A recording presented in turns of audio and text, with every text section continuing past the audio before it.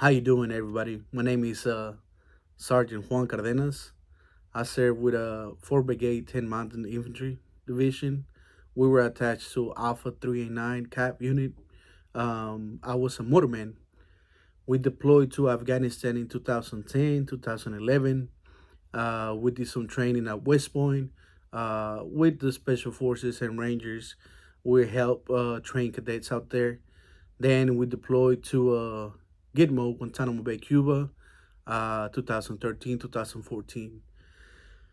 Uh, I got out the military in 2015, man. And the reason why I got out the military is because my unit kept me at Fort Polk for 5 years. Every time that it was time for me to leave after reenlistment, after getting set orders, I always had a stop movement, and my unit never let me leave Fort Polk. So after Guantanamo Bay, that was the last strike, and I decided to get out, man. It killed me getting out early. I always thought that I was gonna be a lifer in the military. I joined the military at the age of 21, I believe. Um, so I went in late, but being an infantryman is something that I always wanted to be. I'm originally from Mexico. You can tell accent. But ever since I was a kid, I always wanted to be a soldier. It doesn't matter if it was gonna be in my country or it was gonna be here. But when my mom decided to move over here, um, you know, it gave me the opportunity to go to high school, be in the ROTC program, and that was make my mind, man. You know, my life was being a soldier, and I wanted to serve my country. We came over here to get a better life. We came over here for the American dream, and what best way to repay that by serving our country. So, when I first joined, the recruiter didn't want to give me infantry. He's like, man, you can qualify for anything else. You can pick any job. I wanted to be infantry, and that's what I was. I would need us 11 Bravo whenever we got to basic training in for Benning. It was X-rays, Bravos, and Charlies. I didn't know it was a difference between infantry. So you got you light infantry, you got your heavy infantry, and then you got your motormans. So whenever we were in basic training, they asked us who's a Bravo, who's a Charlie, who's an X-ray. I didn't know what none of that meant. So whenever everybody says like, well, we're all Bravos, we're all X-rays. X-ray, you don't know, you can go either way, whatever the army needs at the moment. So what they needed was Charlies. So I went from being a Bravo to being a Charlie, and that's why I got attached to Alpha 389 because they had a motor team right there and they were ready to deploy. So we got out of basic training in September 2010. By October 2010, I was already on my way to Afghanistan. So as soon as I got back to my unit, I went through MEPS, and as soon as I finished MEPS, boom, I started getting gear. 2 weeks later, boom, plane to Afghanistan.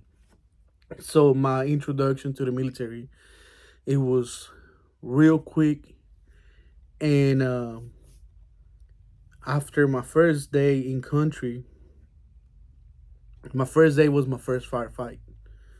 Um, it's crazy that after a while you just get used to it.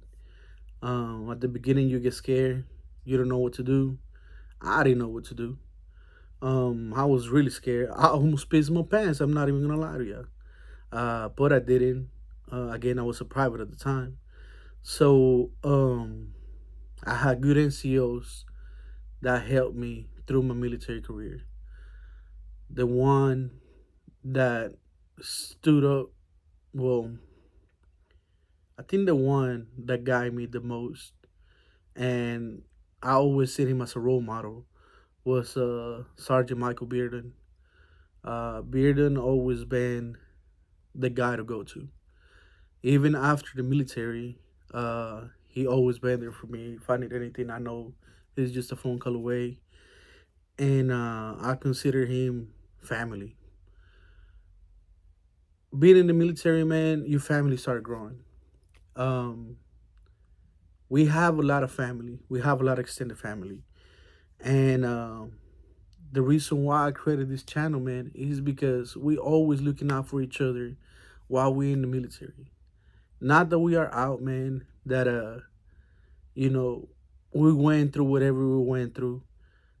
Now we need everybody the most. But it feels like once we get out, including myself, I'm gonna tell you this, including myself, I stopped checking up on my people. At the beginning, I used to check on everybody, often.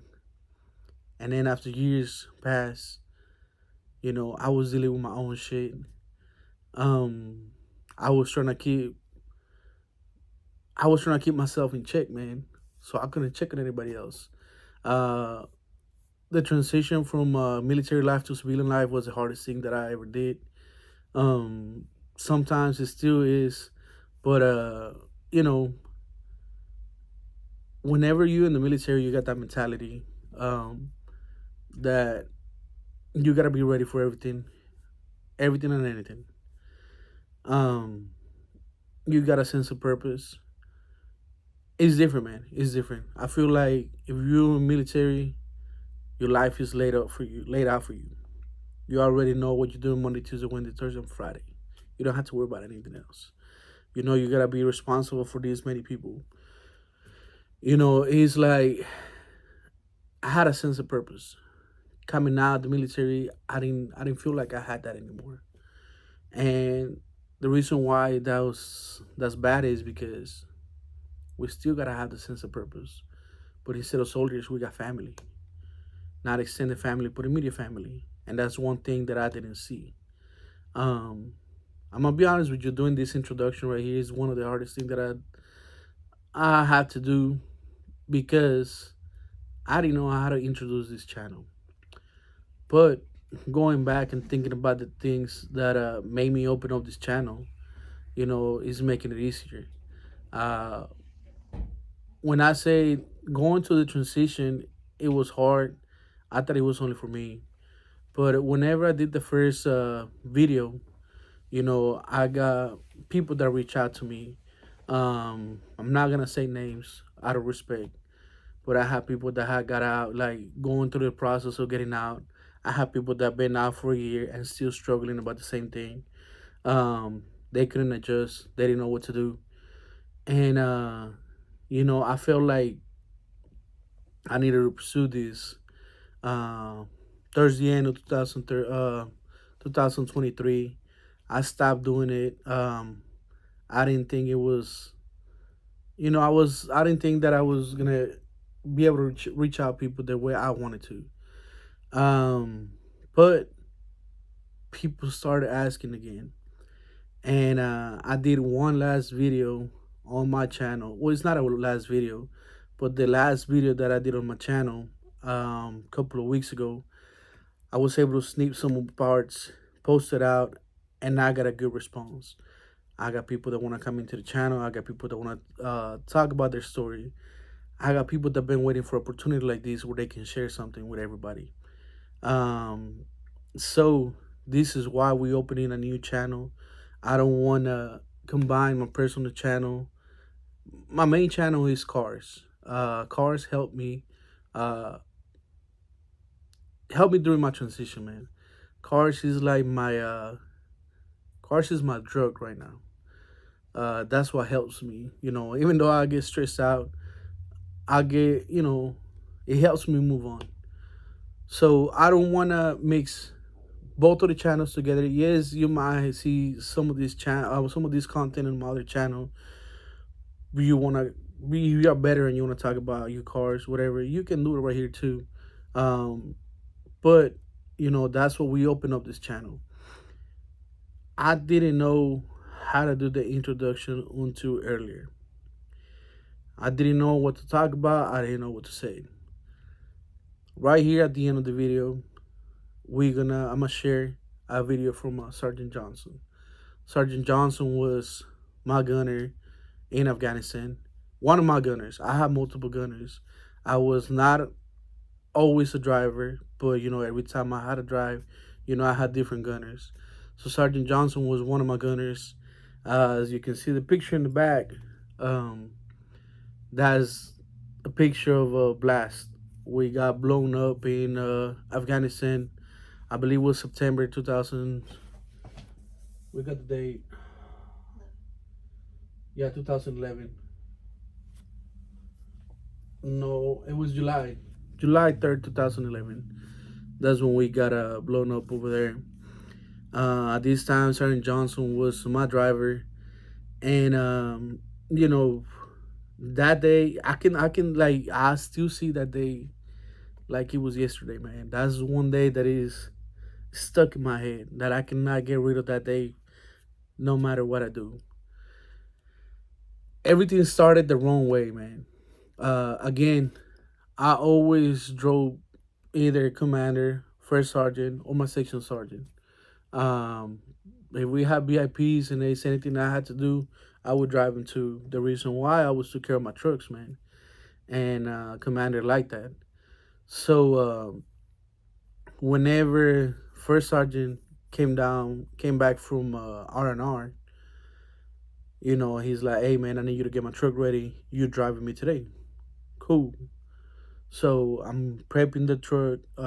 With first sergeant, man, we always had to have purple repeats on the truck at all times and Twinkies. If you go out on a mission with first sergeant and you don't have purple repeats or Twinkies, oh my God, it's gonna be bad. True story. You can ask anybody that served with first sergeant booze. When I said first sergeant booze, big old white guy. It was, man, that guy. You don't mess around with that guy. So I make sure my truck was always on point. So one of the things, everybody says they do something different. My thing to be comfortable, for some reason, I never wore a seatbelt in Afghanistan because I was like, well, if I'm gonna get blown up, I'm gonna get blown up, and that's it. So whenever mind you, I drove first sergeant multiple times. It's not the first time I'm driving first sergeant, and the first sergeant is telling me is like, "Hey man, put your seatbelt on." Whenever he told me that, I looked at him and like, "First sergeant, you know damn right I don't wear my seatbelt." And he's like, "Put your goddamn seatbelt on and don't get me blown up today." Whenever first sergeant Booth told me that, mind you, for some reason, June and July they were heavy on IEDs, man. It got to the point that we stopped fixing the roads for the Afghans because they were blowing up the roads so much. Like, you know what? Let's leave the roads like that so they know that we're not gonna fix them no more. And whenever they cannot drive through those roads, they're gonna stop putting IEDs. So that was our way to fix it, but it didn't get fixed regardless. So, I kept that to myself. We had Sergeant Johnson coming in, and he's like, "Hey, you got comms? Yeah, comms are up. Everything is up." He always was in charge of his gun. I believe that day we had a 50 cal that day. I believe it was. I think I have a picture of him holding that gun on top, like he was messing around, setting it up, holding the gun. I believe it was a 50. Anyways, man, I didn't tell him anything. I stayed quiet. We had a LT. I don't remember which LT it was. It was for FSO sitting in the back, and we had a terp or interpreter. So, mind you, first time I already told me to put my goddamn seatbelt on, and that's something that I didn't like. As soon as we left, we were riding with blue platoon. No, we were riding with red platoon because if I remember right, it was oh my god, Sergeant Will from red platoon was her number one truck. McIntosh was his gunner. I'm telling you, man, like this is hard to forget. We were riding number two truck. We were riding four trucks that day. Macintosh was always good about picking up anything, like any signs. I don't know what happened that day, but whenever we were going down five airborne, we had Specialist Bonet. No, it was Sergeant Bonet at the time. Sergeant Bonet was following us with the camera. You know, it was the fob was about 7 clicks out from the cop where we were staying. So, you know, it was a point that where they were able to follow us with the camera just to make sure everything was good. Uh, Sergeant Monet was our FSNCO, so he was always on it. You know, you say in case something happened, he was ready to call out a fire mission. That's the reason why we got this picture right here because he was following us. I had a video, but man, I lost my camera. Anyways, I just find few of these pictures. So you know, while we're going down, I remember right here when we turning this curve right here. I remember seeing a cross somewhere around here, a wooden cross. Uh, Whenever I seen the cross, mind you, let me paint a picture to you.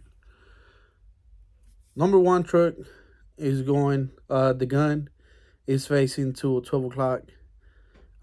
With number two truck, Sergeant Johnson is facing my 10 o'clock.